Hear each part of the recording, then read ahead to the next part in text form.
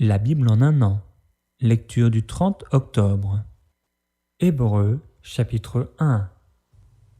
Après avoir autrefois, à plusieurs reprises et de plusieurs manières, parlé à nos pères par les prophètes, Dieu, dans ces derniers temps, nous a parlé par le Fils qu'il a établi héritier de toutes choses, par lequel il a aussi créé le monde, et qui, étant le reflet de sa gloire et l'empreinte de sa personne, et soutenant toutes choses par sa parole puissante, a fait la purification des péchés et s'est assise à la droite de la majesté divine dans les lieux très hauts.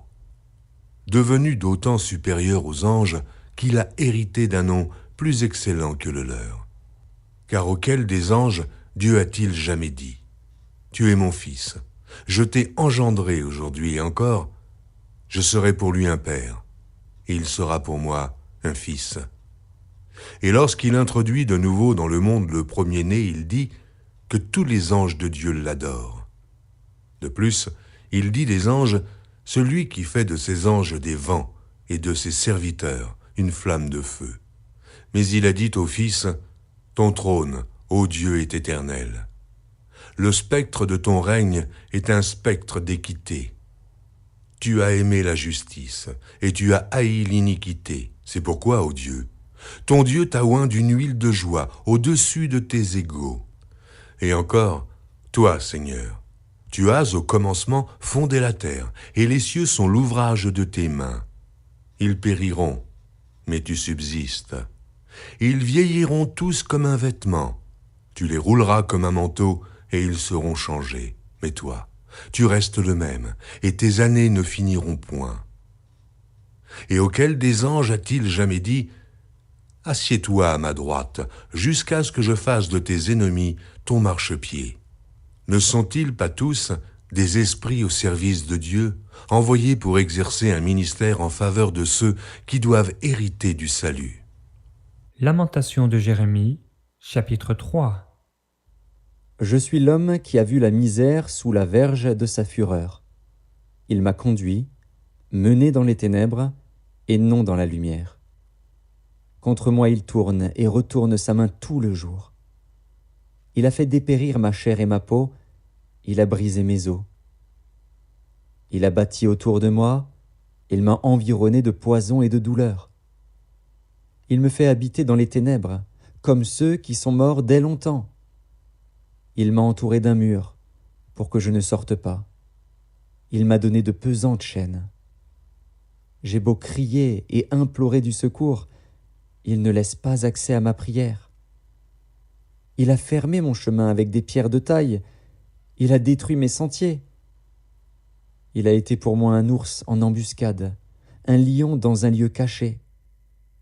Il a détourné mes voies, il m'a déchiré, il m'a jeté dans la désolation. Il a tendu son arc, et il m'a placé comme un but pour sa flèche. Il a fait entrer dans mes reins les traits de son carquois. Je suis pour tout mon peuple un objet de raillerie, chaque jour l'objet de leurs chansons. Il m'a rassasié d'amertume, il m'a enivré d'absinthe.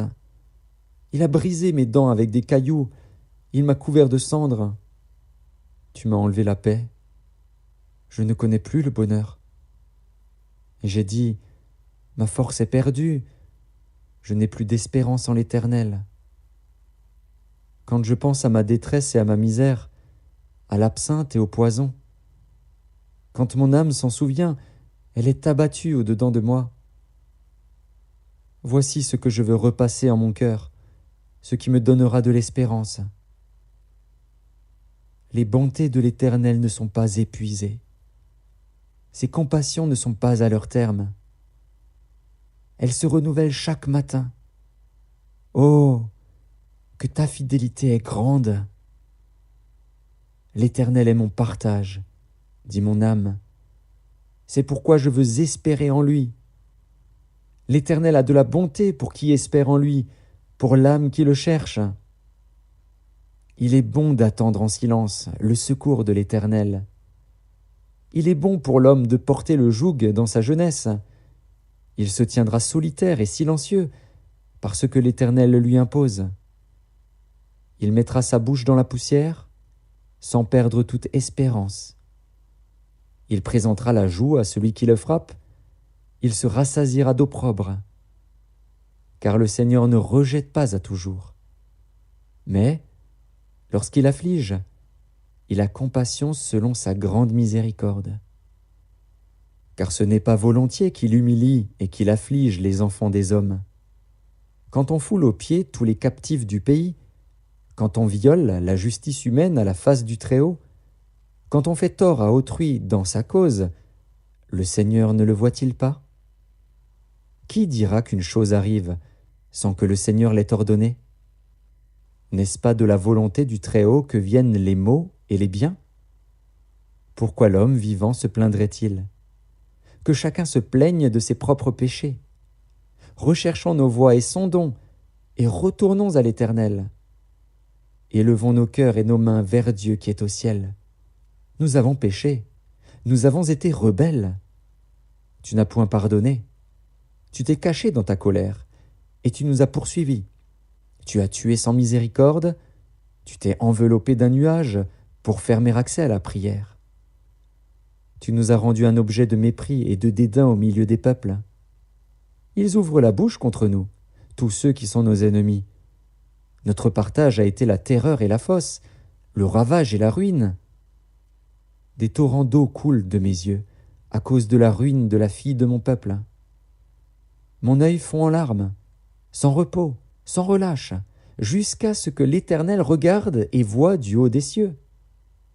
Mon œil me fait souffrir, à cause de toutes les filles de ma ville. Ils m'ont donné la chasse comme à un oiseau, ceux qui sont à tort mes ennemis. Ils ont voulu anéantir ma vie dans une fosse, et ils ont jeté des pierres sur moi. Les eaux ont inondé ma tête. Je disais, « Je suis perdu. » J'ai invoqué ton nom, ô Éternel, du fond de la fosse. Tu as entendu ma voix. Ne ferme pas l'oreille à mes soupirs, à mes cris.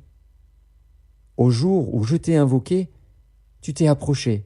Tu as dit, « Ne crains pas. » Seigneur, tu as défendu la cause de mon âme. Tu as racheté ma vie. Éternel, tu as vu ce qu'on m'a fait souffrir. Rends-moi justice. Tu as vu toute leur vengeance, tout leur complot contre moi. Éternel, tu as entendu leurs outrages, tout leur complot contre moi, les discours de mes adversaires et les projets qu'ils formaient chaque jour contre moi. Regarde quand ils sont assis et quand ils se lèvent. Je suis l'objet de leurs chansons. Tu leur donneras un salaire, ô Éternel, selon l'œuvre de leurs mains. Tu les livreras à l'endurcissement de leur cœur, à ta malédiction contre eux. Tu les poursuivras dans ta colère, et tu les extermineras de dessous les cieux, ô Éternel. Psaume chapitre 102. Prière d'un malheureux lorsqu'il est abattu et qu'il répand sa plainte devant l'Éternel. Éternel, écoute ma prière, et que mon cri parvienne jusqu'à toi. Ne me cache pas ta face au jour de ma détresse. Incline vers moi ton oreille quand je crie. Hâte-toi de m'exaucer. Car mes jours s'évanouissent en fumée et mes os sont enflammés comme un tison. Mon cœur est frappé et se dessèche comme l'herbe, j'oublie même de manger mon pain. Mes gémissements sont tels que mes os s'attachent à ma chair. Je ressemble au pélican du désert, je suis comme le chat huant des ruines. Je n'ai plus de sommeil, et je suis comme l'oiseau solitaire sur un toit. Chaque jour mes ennemis m'outragent, et c'est par moi que jurent mes adversaires en fureur. Je mange la poussière au lieu de pain, et je mêle des larmes à ma boisson. À cause de ta colère et de ta fureur, car tu m'as soulevé et jeté au loin. Mes jours sont comme l'ombre à son déclin, et je me dessèche comme l'herbe. Mais toi, Éternel, tu règnes à perpétuité, et ta mémoire dure de génération en génération. Tu te lèveras, tu auras pitié de Sion, car le temps d'avoir pitié d'elle, le temps fixé, est à son terme.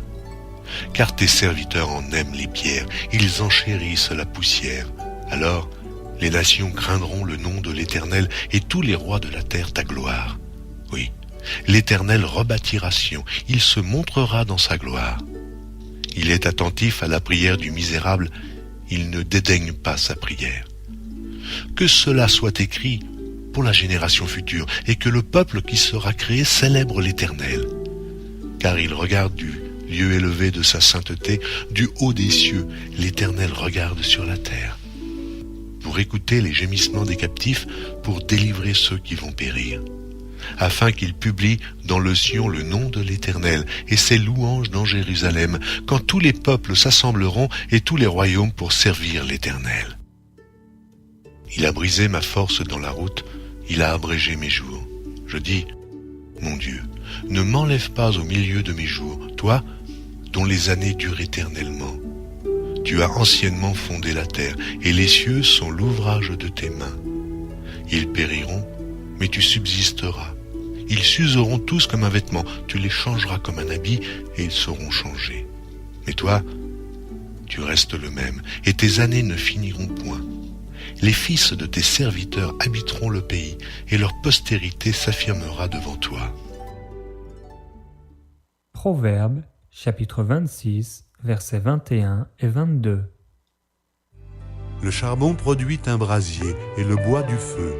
Ainsi un homme querelleur échauffe une dispute. Les paroles du rapporteur sont comme des friandises. Elles descendent jusqu'au fond des entrailles.